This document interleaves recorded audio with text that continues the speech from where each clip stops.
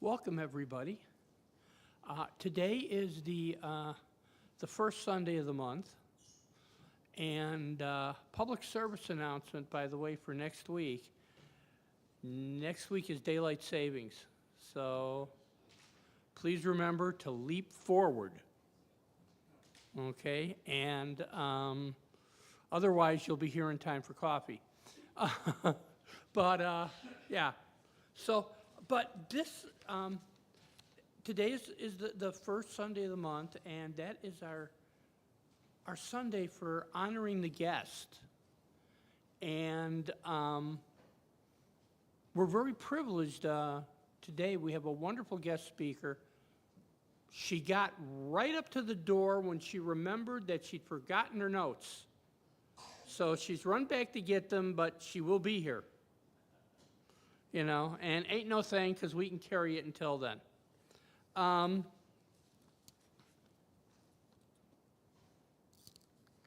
Put on my reading glasses so that I'm not looking through a glass darkly. I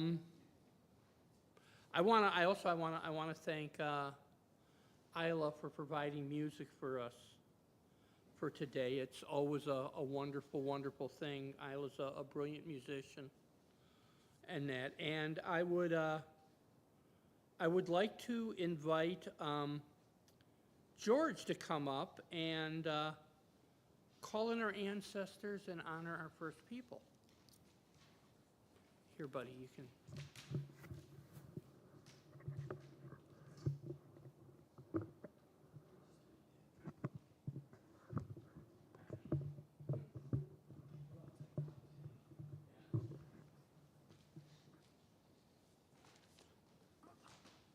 Alrighty then.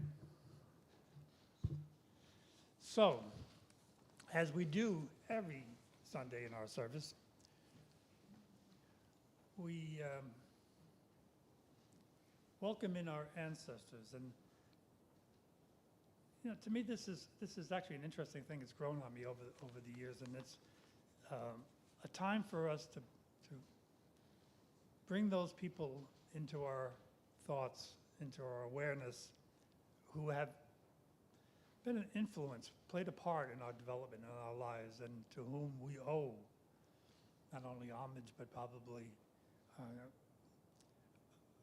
good part of our success in life. And I also would like to read, I ran across this, I thought it'd be apropos for our ancestors. And this is a quote from a book by Richard Wagames, and it's called Embers, One Ojibwe's Meditation. He's Canadian Ojibwe, Native American. And he says, "I've been considering the phrase, 'all my relations,' for some time now. It is hugely important.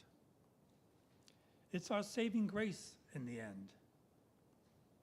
It points to the truth that we are related, we are all connected, we all belong to each other. The most important word is all.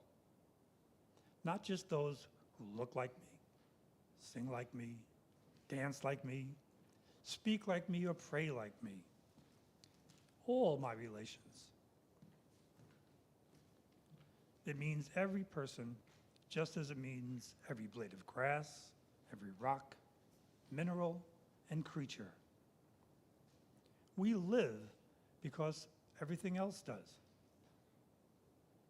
If we were to choose collectively to live that teaching, the energy of that change of consciousness would heal us all and heal the planet." So let's just take a couple of seconds now and just relax, close our eyes, and bring into our awareness those people that you consider significant, our ancestors, our teachers, our mentors.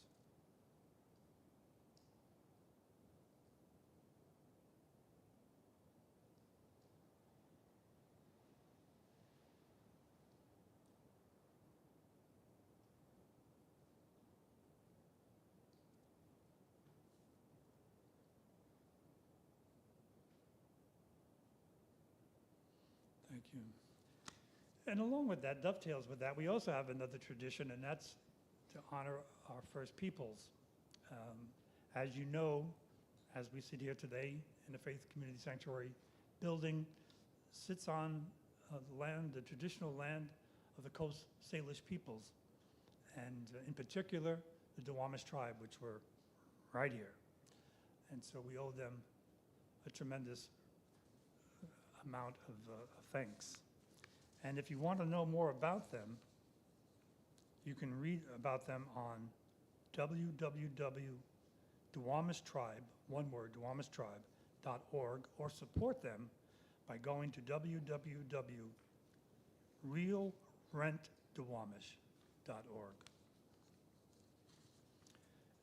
And I thought I'd give one more tribute, because one of the other things I think that with our first people is the wisdom that they left behind. And with respect, I thought I would share a little wisdom in black and white today for you.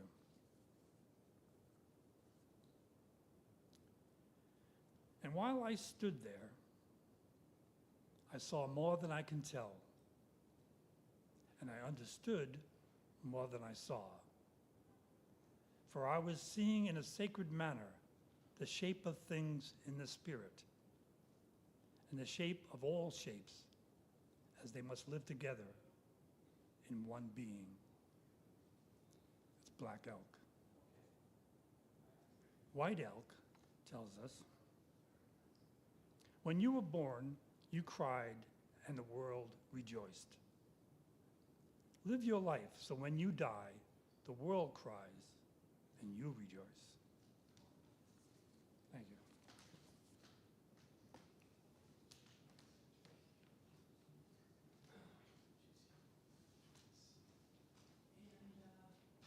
Now, if I could have our dear sister,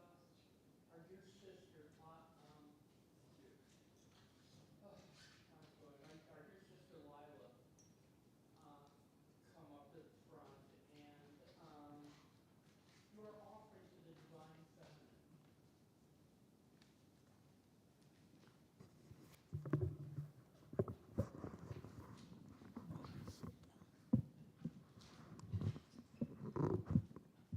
Good morning, everyone. I'd like to share a song with you.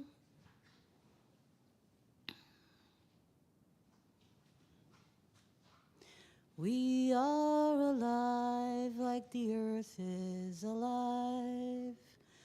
We have the power to fight for our freedom. If we have courage, we can be healers. Like the sun, we shall rise. If we have courage, we can be healers. Like the sun, we shall rise. We are alive like the earth is alive. We have the power to fight for our freedom. If we have courage, we can be healers. Like the sun, we shall rise. If we have courage, we can be healers. Like the sun, we shall rise. Thank you.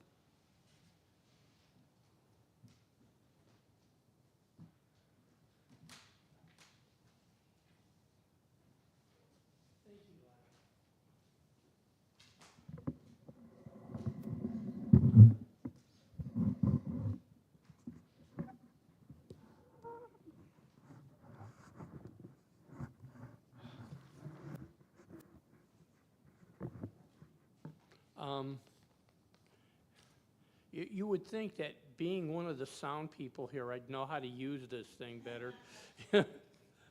But alas.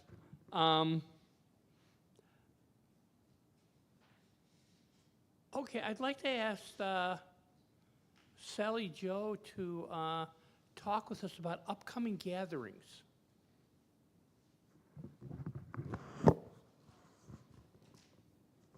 Thank you. Welcome, everybody. Thank you for being here today.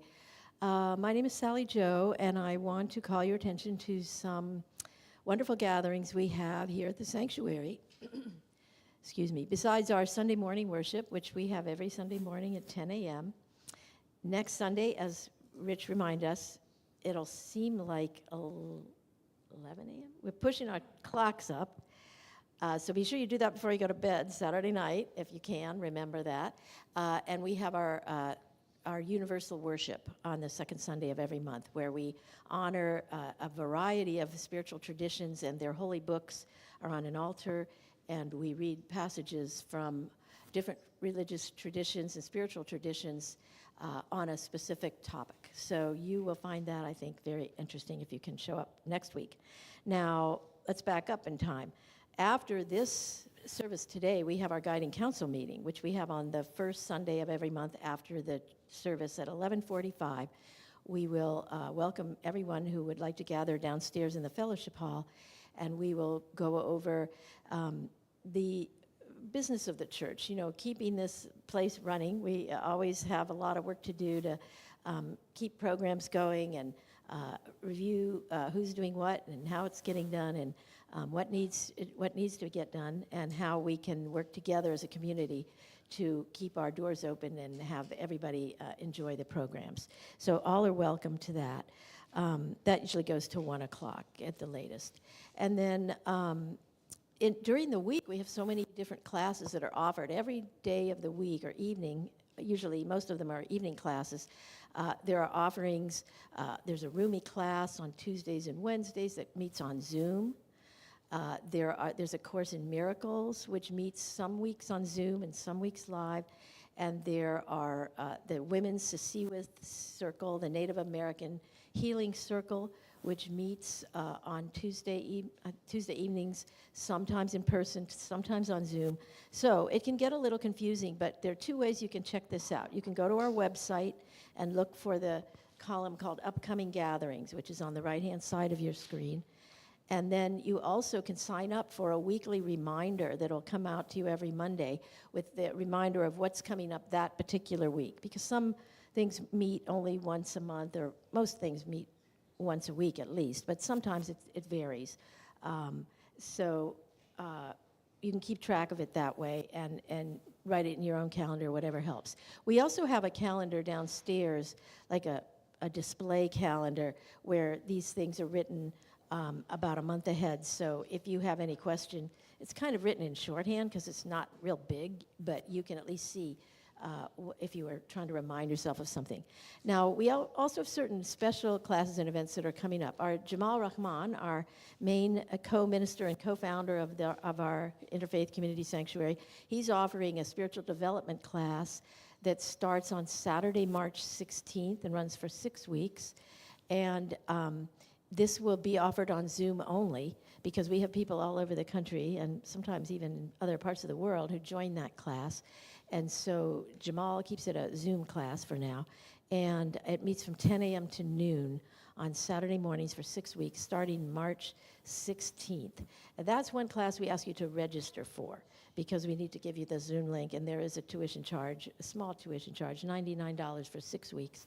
And we have some, special instructions. So if you will let me know, if you can remember me, curly hair, short, Sally Joe, I'll be here, and I will be happy to take your email and give you send you more information, because I could tell you more about the class, but I won't bore you right now.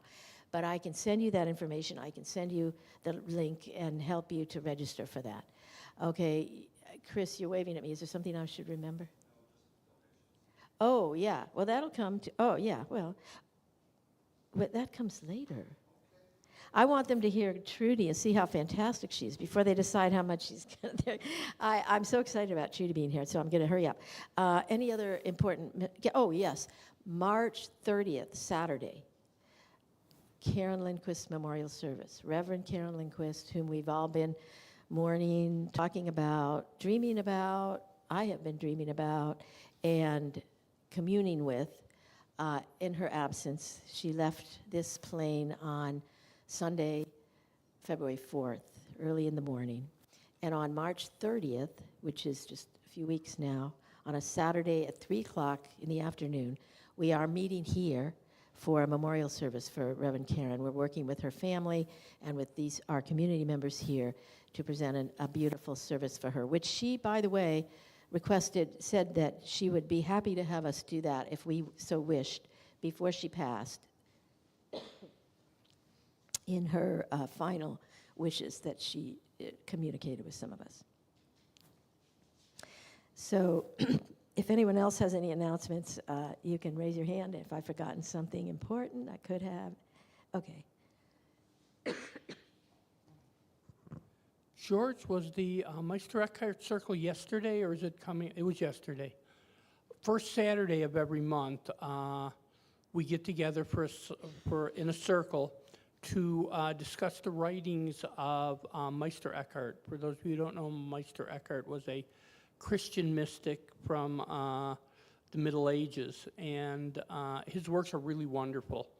And we pick like a short passage of his, and we read it ahead of time, and then we get together either here or on Zoom and discuss it, and it's pretty marvelous. Are there any other announcements that anyone would like to make? George?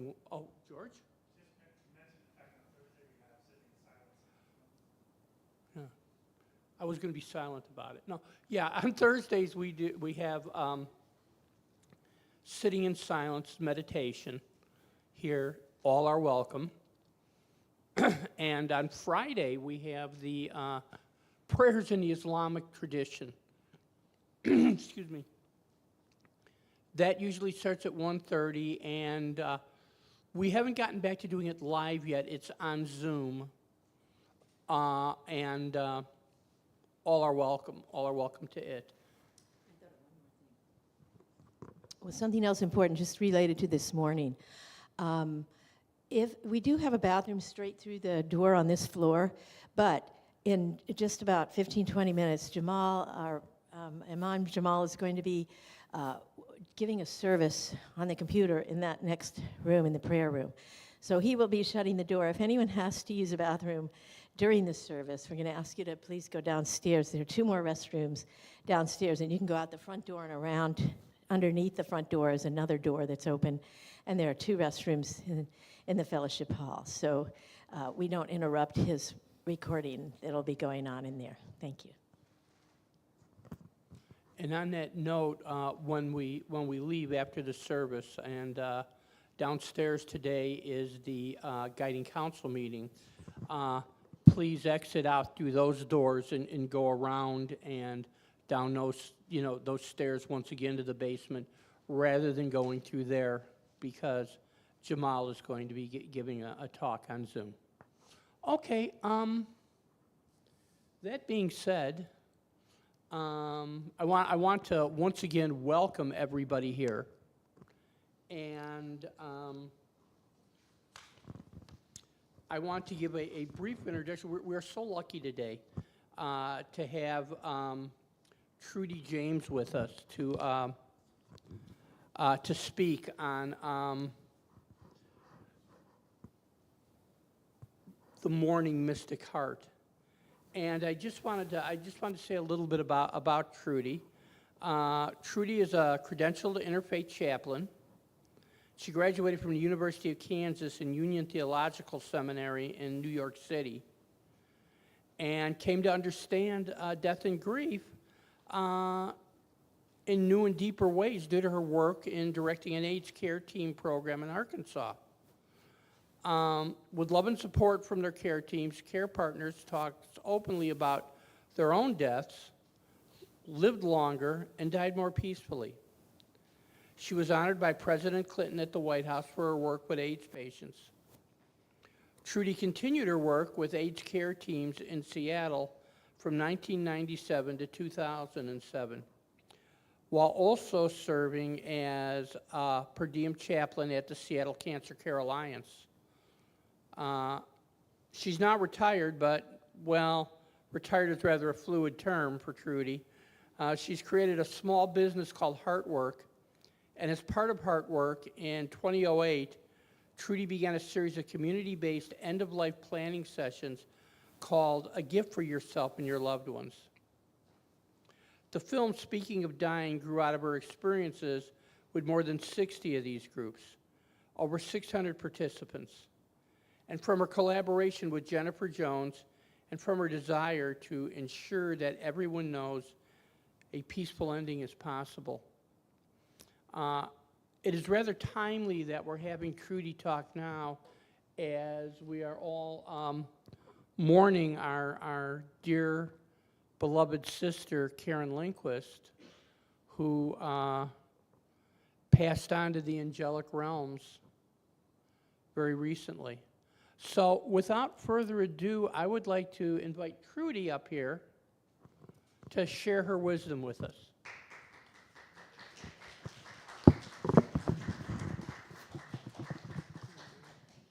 You're very welcome. So that when the folks out in La La Land can hear you too.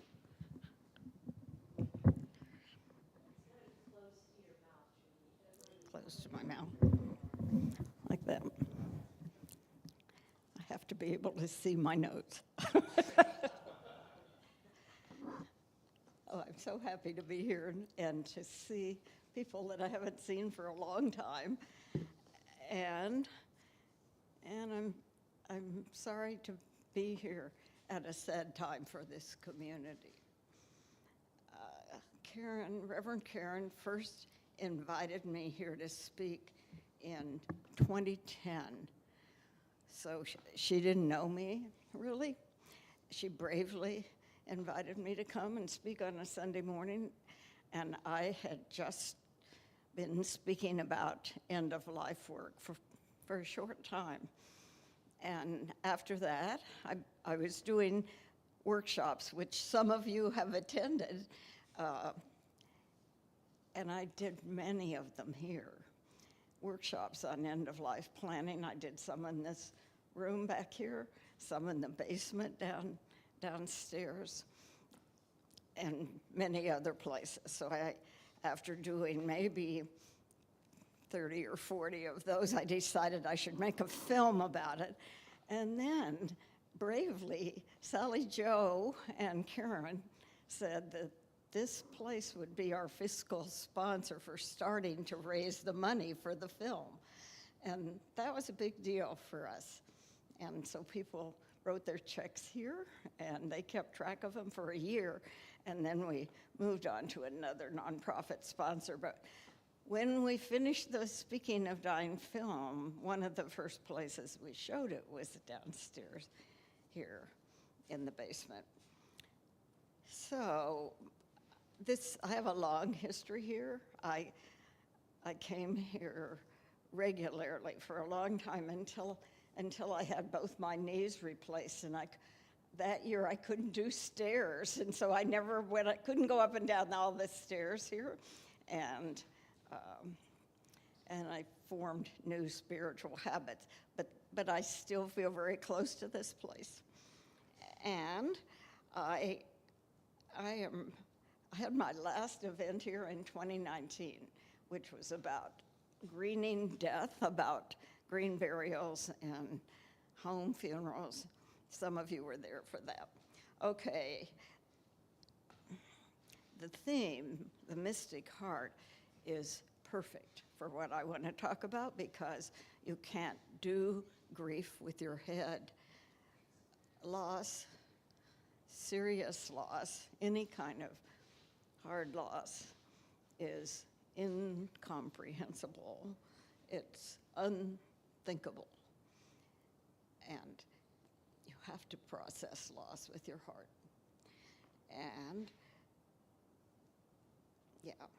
you have to do it together. Some people try doing it by themselves. Doesn't work as well as doing it together. So I'm really glad to be here when that's your theme for the month and the year, and to talk about what it's like to grieve with our hearts. Okay, I'll talk about this. I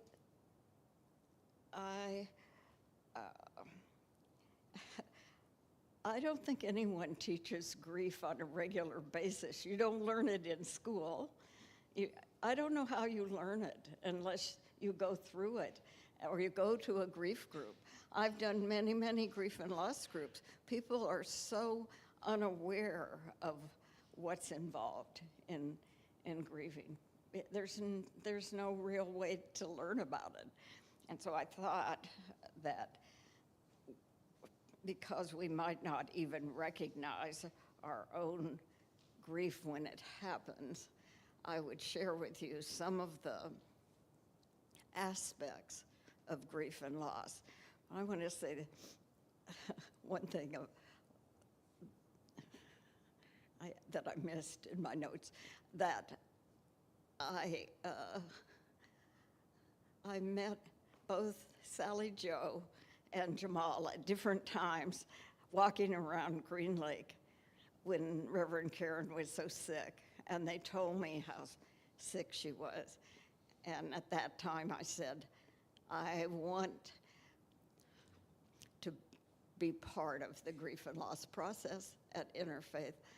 Now, some of you know that that I've gotten a lot older since I used to come here, and I celebrated my 85th birthday last summer, and at that time I said I wasn't going to do any more public speaking. I'd just see people one-on-one. But when I met Jamal and Sally Jo, I decided I had to be here today, and that's why I'm here. Okay. I want to talk about some of the main aspects of grief and loss, because grief can affect our mind, our body, our spirit, our emotions, everything. And whether our loss is, there are all kinds of loss. So all of you have had loss. Maybe if you're very young, not so much. But as you get older, you lose your friends, and you lose your health, and you lose your job, and you lose many, many things. And no matter whether a loss is simple or complex or long or slow, there's always some grief. The only way to avoid grief entirely is not to care, not to love anyone, not to love anything, not to give yourself to anything. It's not a trade-off we want to do. So if you care, you're going to feel some of these aspects of grief. And if we can recognize them and feel them and honor them and embrace them, grief is a process, and it will lead us to a better place. It won't lead us to a place where we'll forget our loss. It will lead us to a place where our loss will become a part of us in a new way. Whatever we lost, we'll begin to see how that was valuable for us. Okay, so I don't think I knew anything about loss when I was the age of the younger people here, because one of the aspects of loss is physical. In your body, when I was in my early 20s, my first baby died at 4 days old, and when I was in my early 30s, my father took his own life. With both of those, I did what conventional culture teaches us. And so I got a lot of strokes for being strong. I didn't cry. I didn't show any feelings. I moved right on with my life. And it wasn't until I did hospital chaplain training that I found out that I had stuffed my grief, because that's what our culture likes. It gives people that lose someone not even a day off sometimes, not a week off, not time, no time. And so I was like that. When you train to be a hospital chaplain, the way they train you is they have you visit lots of patients. And I did that training in Kennewick Hospital here in the state of Washington.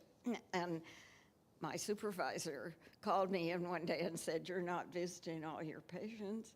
You're not visiting the ones who've tried to commit suicide.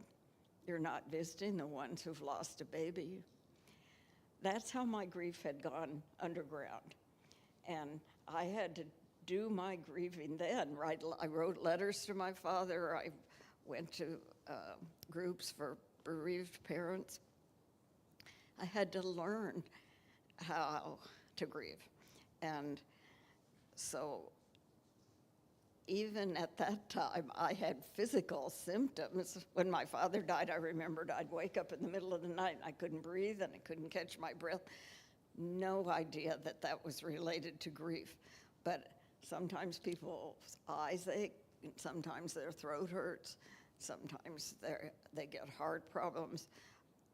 A lot of physical aspects to grief.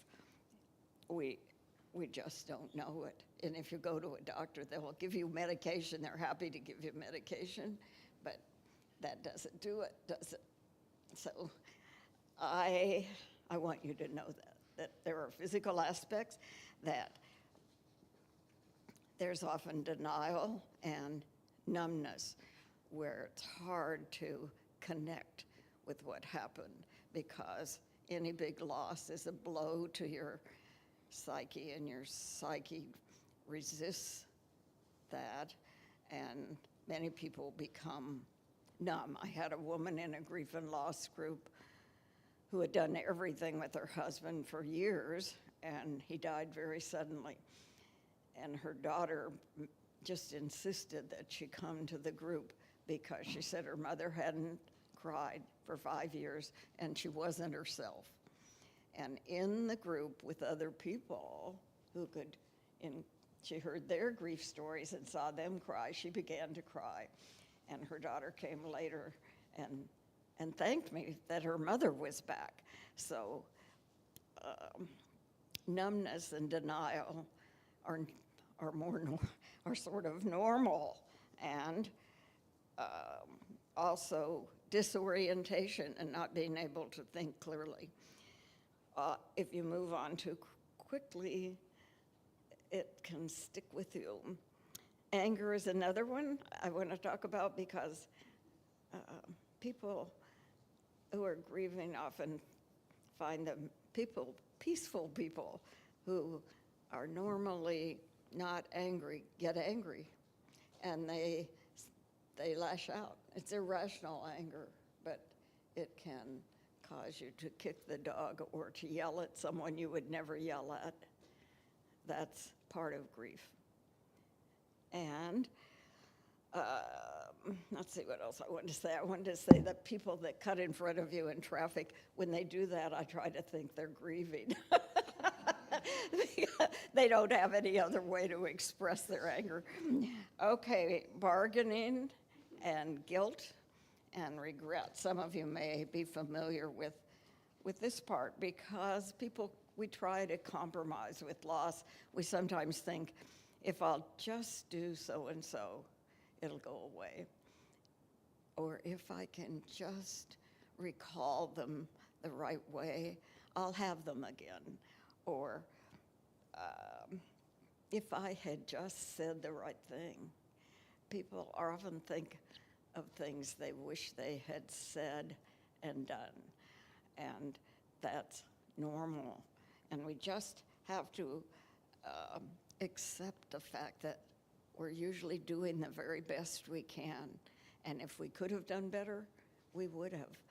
But I've often encouraged people to write letters or talk to those they've lost, because we need to have closure on our regret. Okay, now, I don't know how much time I have. You'll stop me, won't you? Okay. Of course, you know that depression and sadness are part of grief. And people who are grieving feel mournful and isolated from other people sometimes, and sullen and sad, really, really, really sad. I say they're fortunate if they can cry. People who can cry can move through things quicker than people who stuff their tears.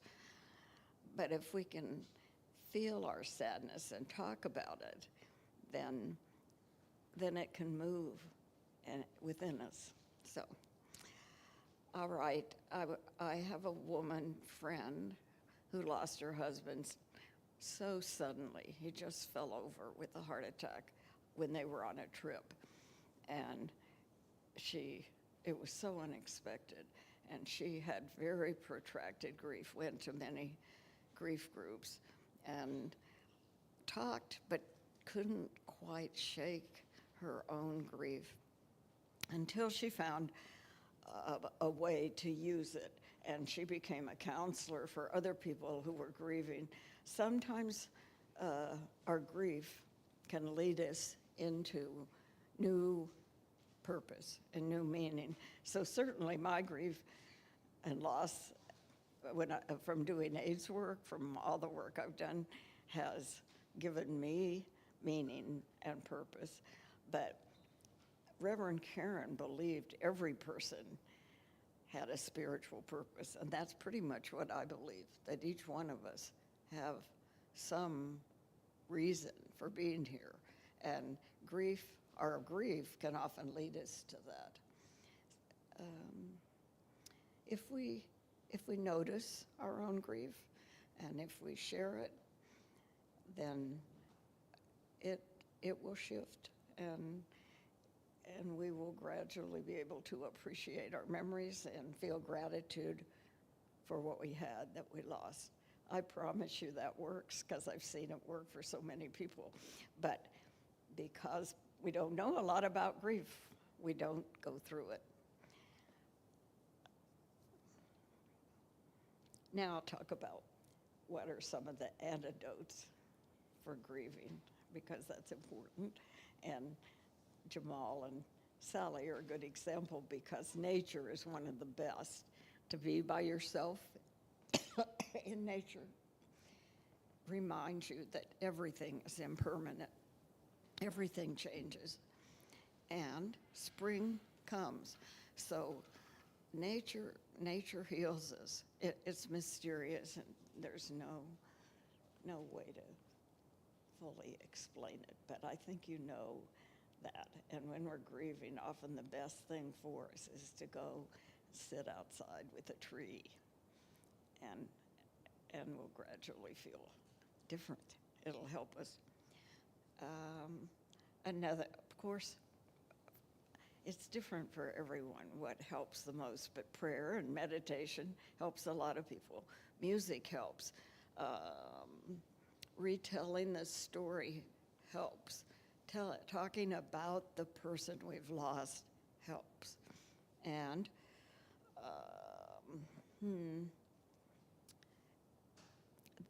escape sometimes helps. Sometimes you need escape. Some people eat a lot and drink a lot when they're grieving. If it's temporary, if it works, they have to do that. But it's not a good permanent solution for grief. Better to use nature and walking and exercise, all the good healthy things to help you get through your grief. Anyway, I encourage you to try and find a way that works for you and to go for that.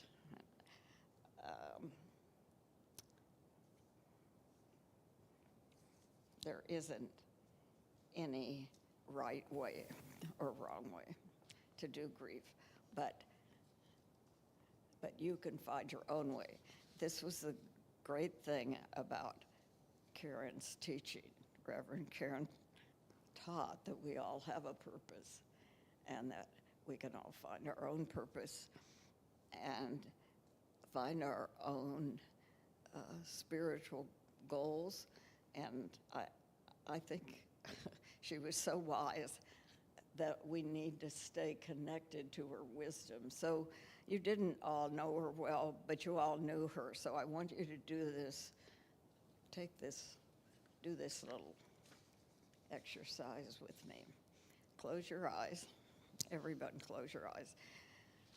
Just close your eyes and take some deep breaths. Breathe. Breathe deeply. And then in your heart, in your mind and your heart, visualize Karen or someone else you've lost recently and get a clear picture of that person, as clear as you can. And try to remember something they did or said that you miss or that you're grateful for, that touched you.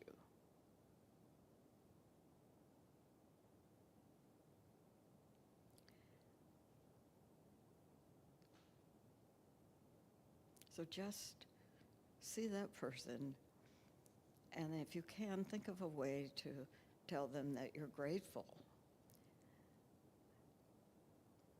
what you're grateful for.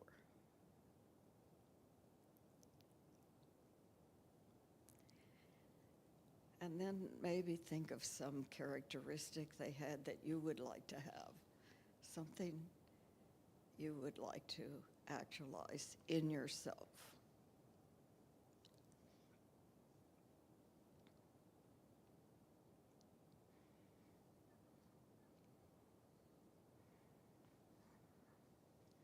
And then let that image sink into your heart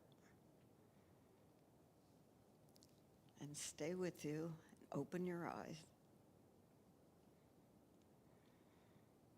And now I want you to turn to someone next to you. So you're going to have to work this out for yourselves. Turn to one person and tell them what you saw or what you visualized and who you are thinking about and what you'll miss about them, what you'd like to keep about them. So if you have that, turn to one person, turn to someone. Are you going to turn to him? Oh, you don't have to. He can go with him if he wants to. Okay, I'll go with you. You two can do it. You two. Janine, you could go with Janine, couldn't you? Yeah? Does everyone have someone to talk to? No? Come up here. She could talk to us. Yeah. Yeah. Lila's my buddy. What? So Lila's my buddy. She's everyone's buddy.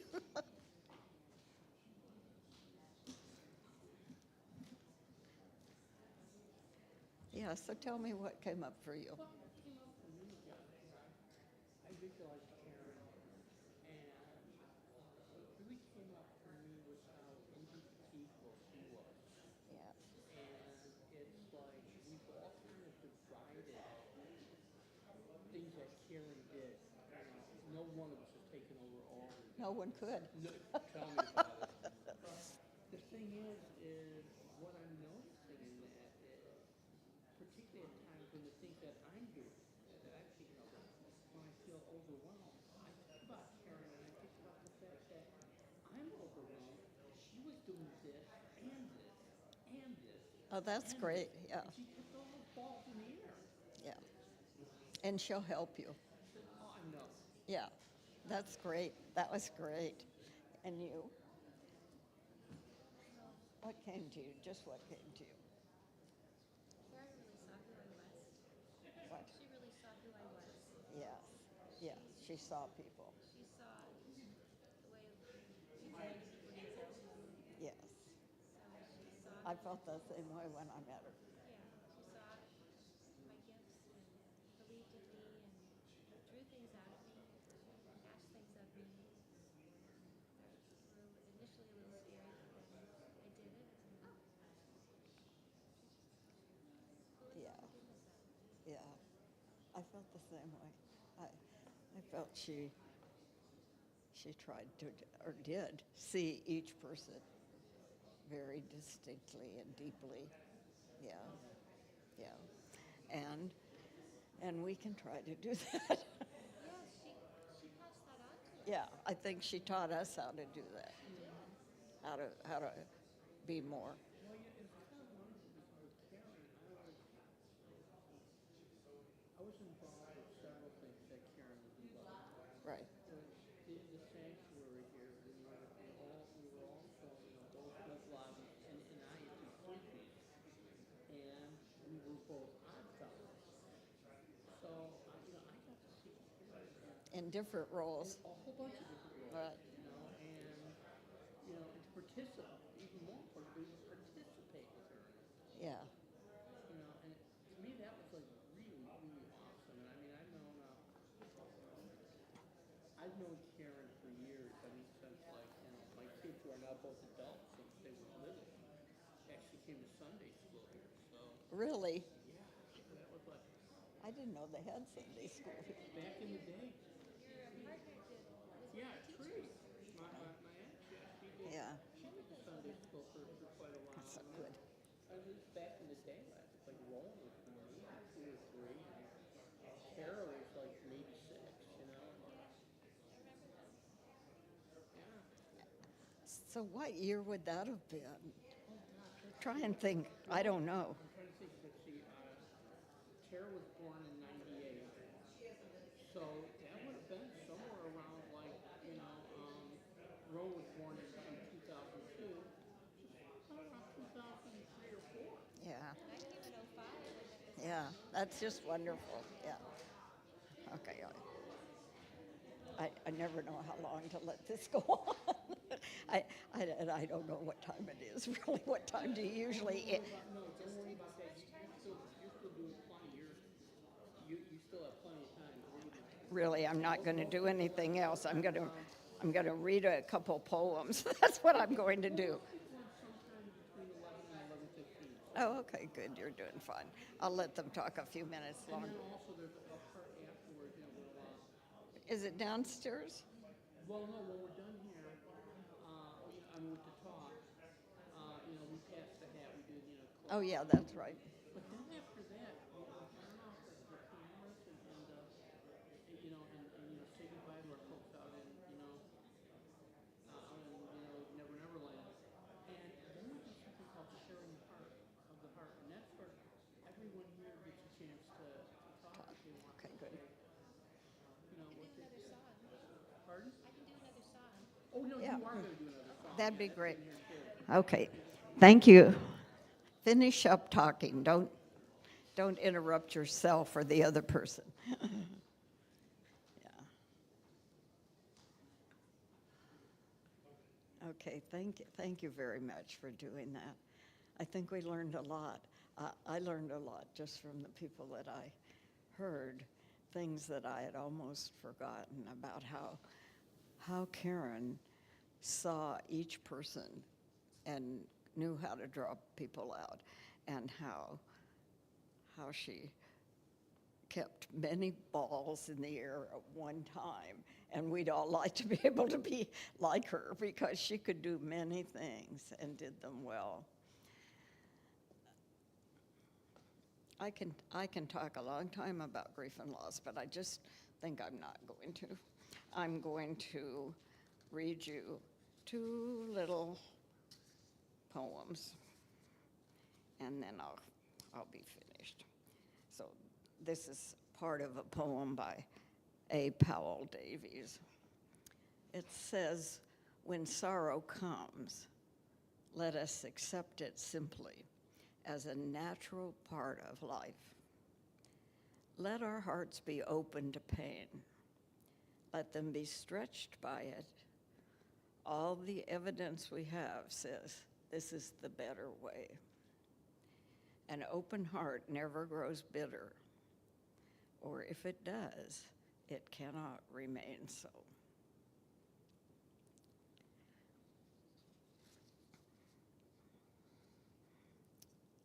And the next one is by a Spanish Jewish physician, written in the 12th century. Quite beautiful. I'm going to read it through twice, and then Sally Jo has made a few copies of it that if you want, where are they, Sally Jo? Okay. She'll give you one if you want it. People often like to have this, so. It's called "'Tis a Fearful Thing." 'Tis a fearful thing to love what death can touch. A fearful thing to love, hope, dream, to be and to lose. A thing for fools, this, and a holy thing to love. For your life lived in me, your laugh once lifted me, your word was gift to me. And to remember this brings painful joy. 'Tis a human thing, love, a holy thing to love what death has touched. Very, very true. I'll read it again. 'Tis a fearful thing. It is a fearful thing to love what death can touch.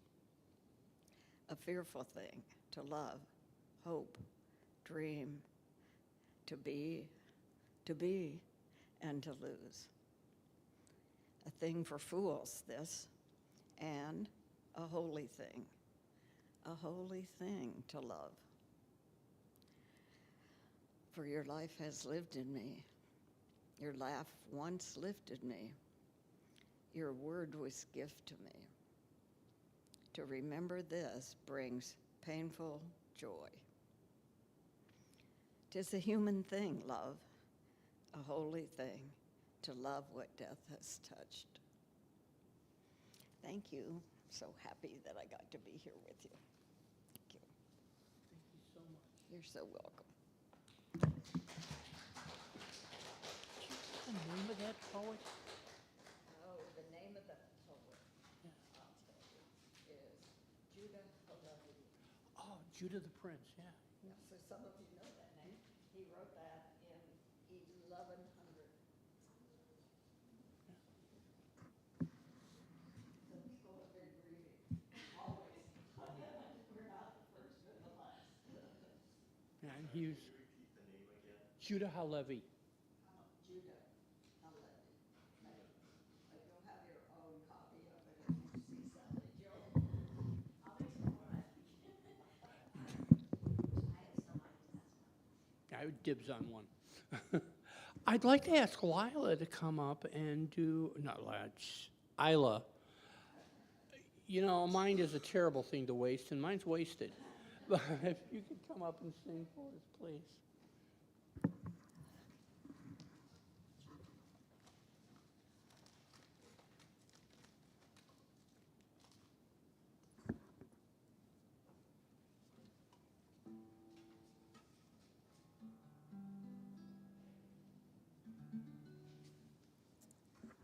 I'd like to do a chant in Spanish in honor of Karen and also the picture to the Divine Feminine, the Guadalupe picture that we have up on our Divine Feminine altar. Reina del cielo, Madre divina, entra en mi corazón, entra en mi corazón. Santa María, Guadalupana, tú eres mi bendición, tú eres mi corazón, tú eres mi bendición. Reina del cielo, Madre divina, entra en mi corazón, entra en mi corazón. Santa María, Guadalupana,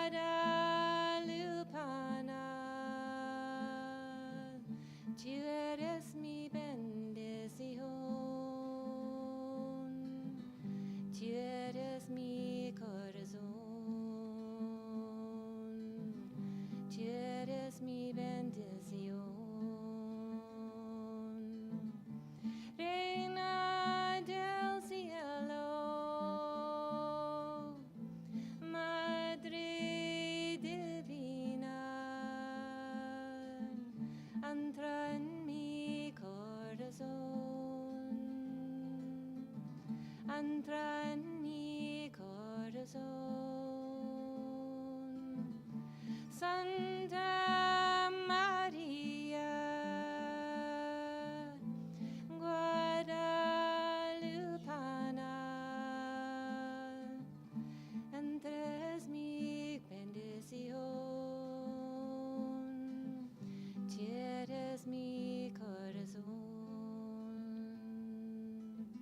tú eres mi bendición.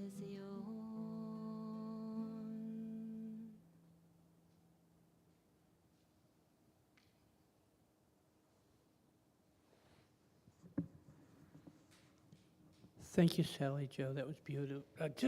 God. Somebody take this before I hurt myself. Yes, well, apparently, yes. I'm a tribute to non-dualism this morning. Thank you, Isla. I am sorry.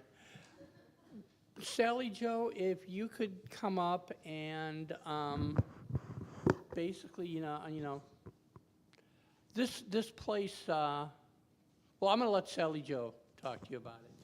Yeah, and I don't mind being mistaken for Isla. Thank you, Isla. That was a beautiful song. Thank you. As always, everything you sing is beautiful. Thank you for your music, and thank you, Trudy. I'll give you your hug later when I can properly. Thank you so much, all of you, for being here. Yeah, I have the unusual distinction of being the one who is shameless in asking people to please make contributions to our beautiful place of worship here, because we have this beautiful historic building built in 1890, still standing, still beautiful, still serving a beautiful purpose on the land of the Coast Salish people with some of the wood beams that they themselves used in their longhouse.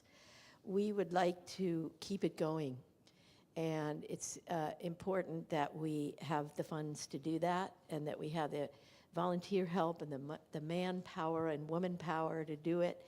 And I look at George when I say that because he's now kind of my go-to steward person when a light bulb isn't working or an alarm isn't working or a window is stuck or whatever, or there's flooding, the basement's flooding, whatever it is. And there are things going on here. And every time it rains, and when it starts that real hard rain at night, I'm thinking, ICS Community Sanctuary, please keep your floor dry. This would be very nice for us. Thank you very much, because I know it can happen in those pouring down rains. So anyway, thank you very much for those of you who contribute regularly, our fiscal stewards, we call them, who are regular contributors, for people who could put $1 in, $2, it doesn't matter because we do this as a community. And that's how it works. The people who are online, go online, they hit the donate button, and something magical happens. Their credit card pops up, and they get to donate something that way, and we're very appreciative. I also want to remind people, and I think we've mentioned it a couple times, we have, the Guiding Council has decided to set up a Reverend Karen Lindquist Memorial Fund, which we are, setting aside this money, first of all, to help the family with some of the end-of-life costs that have come up, and also, if there's any left over, to put it into beautifying the building and promoting the programs that we know that Reverend Karen would have most wanted us to do. And we're working through in our Guiding Council to be sure that we continue those very same programs and that we, in her spirit, we bring forth her work. This is what she wanted us to do and what she has enabled us to do through her guidance all these years. And what I know will please her soul on the other side. We just know that because she was very clear about it. She wanted Interfaith Community Sanctuary to be a shining light and for it to be not only local, national, international, for people to know that we are here and we stand strong. So welcome to all of you. Thank you for being here. And I'll just pass that plate around, and whatever you do is perfectly fine. Thank you. And while Sally Jo is doing that, I stopped a minute, but I got the name right this time. While Sally Jo is doing that, I would like to let people know that while you can't take it with you, you can send some ahead, because the good and charitable deeds you do follow you.